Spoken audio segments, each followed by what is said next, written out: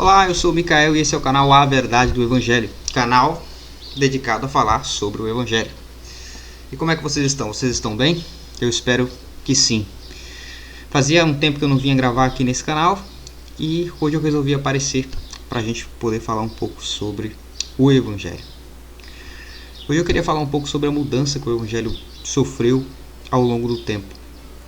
Quando nós vamos para o livro do Gênesis, nós observamos a criação de Deus, de todas as coisas, e a criação do homem. E a gente vê ali uma ordenança de Deus ao homem, o que nos revela que um dos propósitos da criação do homem era o homem obedecer a palavra do nosso Senhor Deus. E desde a desobediência do homem para cá, muitas coisas aconteceram, né? O homem se afastou de Deus, o pecado faz uma muralha de separação entre nós e o nosso Deus, e nós vimos essa separação ao longo do tempo. Depois da queda do homem, se inicia ali um plano de Deus para recuperar esse homem, trazer esse homem de volta a Ele, né?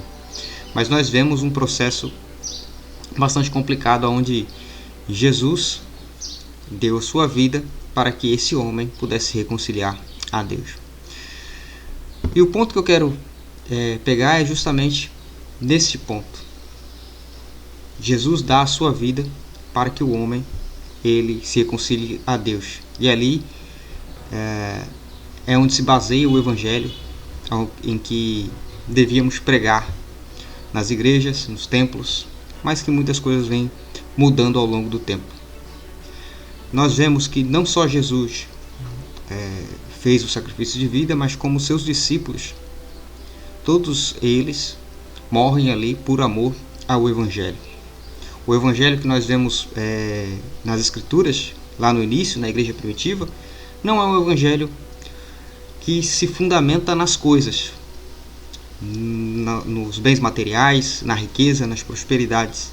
Embora Deus possa abençoar os seus servos, como abençoou Abraão, como abençoou a Jó, como abençoou também a Ló quando estava com Abraão, Deus pode abençoar os teus servos, mas não é o foco principal do Evangelho a prosperidade financeira, ou adquirir um bem material, ou o bem-estar do homem em si. Não é o propósito do Evangelho este. Até porque o Evangelho não visa numa vida passageira que nós vivemos aqui. O Evangelho ele tem uma visão além. O Evangelho ele olha para além dessa vida, olha para a vida eterna, para a vida que não tem fim. Paulo ele escreve na carta aos Coríntios que não devemos nós atentar para as coisas que se veem, porque as coisas que nós vemos elas são transitórias e passageiras, mas a que não vemos, essa é eterna. E é para isso que o Evangelho aponta, para aquilo que é eterno, para a eternidade.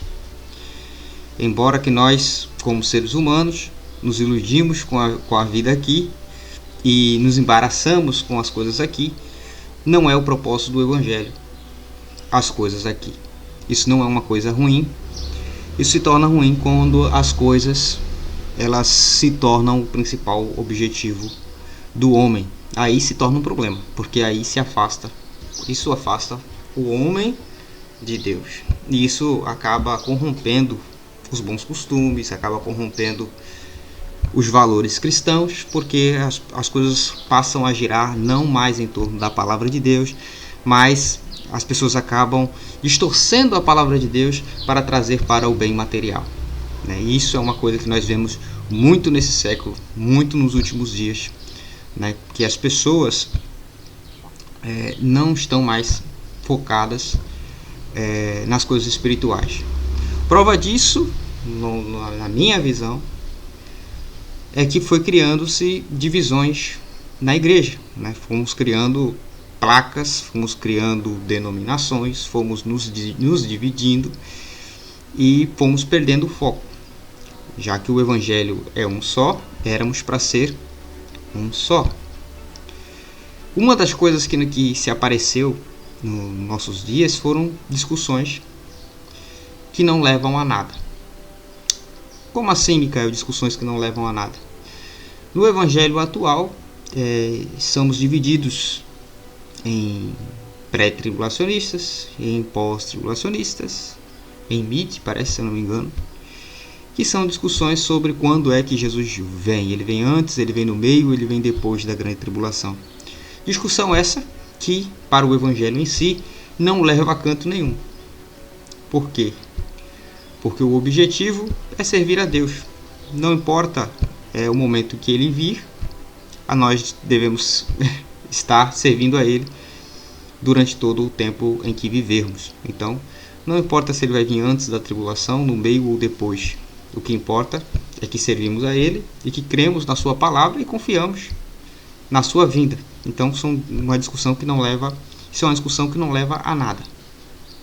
Em 2 Timóteo, capítulo de número 2, versículo de número 23, Paulo ele nos instrui sobre isso, para que rejeitemos as questões loucas que produzem mais contendas, que não têm instrução, que não nos levam a nada. Nós devemos sair dessas discussões, não entrar nessas questões. Em Tito, capítulo número 3, versículo de número 9, ele reforça isso também, falando que não devemos entrar nessas questões. Mas a geração atual, ela entra nessas questões e causa divisões.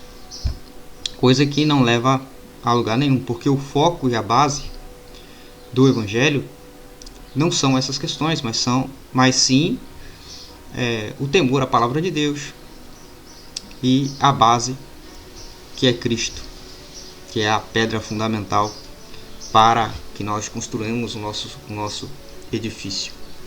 Se formos para o livro de Atos, se olhamos para a igreja primitiva, nós vemos que a igreja primitiva ela era uma igreja dedicada muito nas orações e que naquele tempo Deus se manifestava no meio do seu povo de forma poderosíssima, de forma grandiosa. E víamos milagres, prodígios, maravilhas. Hoje, muitos já não creem. Jesus mesmo disse, será que quando o Filho do Homem vier, achará fé na terra? E eu creio que ele estava apontando justamente para este tempo. Tempo em que as pessoas já não creem mais nas curas, já não creem mais nos dons e naturalizam tudo. Tudo é extremamente natural.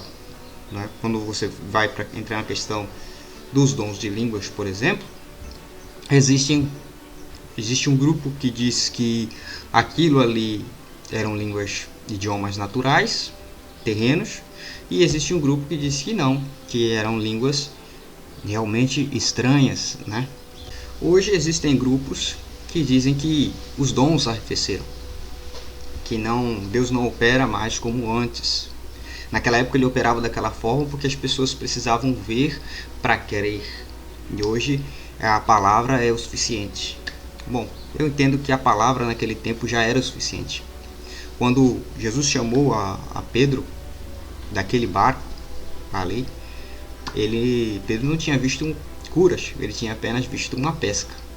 Pesca era uma coisa natural.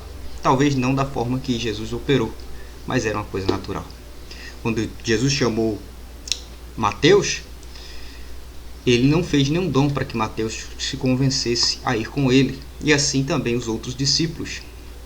Eles não precisaram, pelo menos a Bíblia não relata, que Deus fez algum dom ali, deu algum dom ou fez algum prodígio para que eles se convertessem. Apenas a sua palavra, o seu ensino, a sua pregação foi suficiente para que eles deixassem tudo e seguissem a Jesus, e seguissem ao Mestre.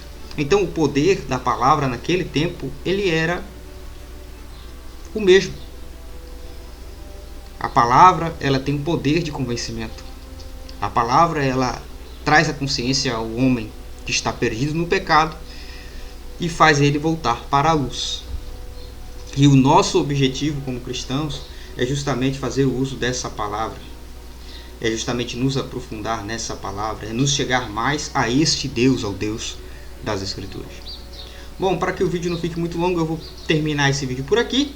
Mas no próximo vídeo aí, se Deus quiser, se Deus nos permitir, nós continuamos falando sobre as diferenças, sobre o início do Evangelho, o Evangelho que está na Bíblia, e o Evangelho que nós vivemos hoje, como que a igreja mudou.